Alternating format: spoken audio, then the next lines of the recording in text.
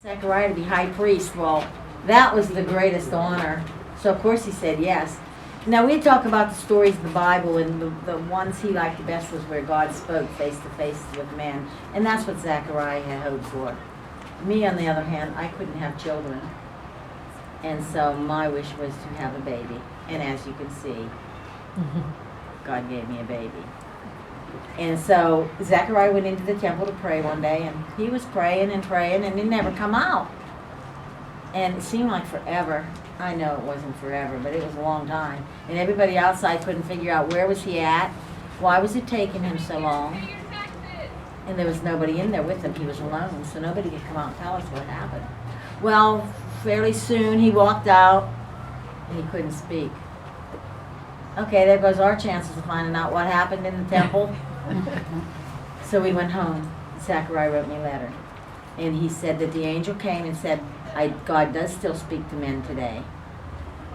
And he came, he sent me to tell you that Elizabeth is going to have a baby.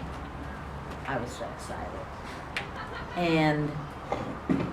But why couldn't he speak? Because he doubted God. Because he didn't believe. I couldn't have a baby at my age. I was too old. And he said, I must be dreaming. And the angel said, because you do not believe what God said, you will not speak until the baby's born. The house was quiet for 9 months.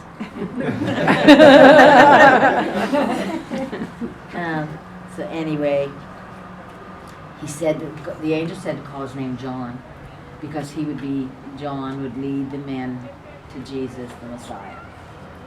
And so, okay. Then Mary came to see me.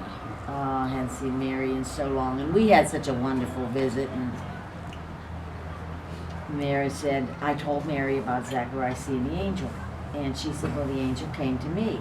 And the angel told me I was going to have a baby, and I should call his name Jesus, because he would be the Messiah, and he would be the Savior of the world. So before Mary left, she was with me 6 months, so it was time for her to go back home.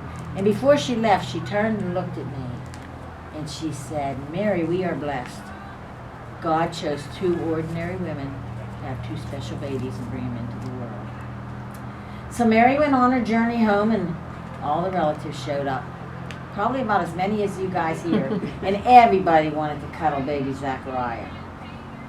I said, his name is John. Oh, the relatives weren't happy. Because the firstborn boy was always named after the father. You didn't call him by another name. And the relatives said, there isn't even a John in the family. Where does the John come from? Zechariah took his paper and pencil and wrote, his name is John.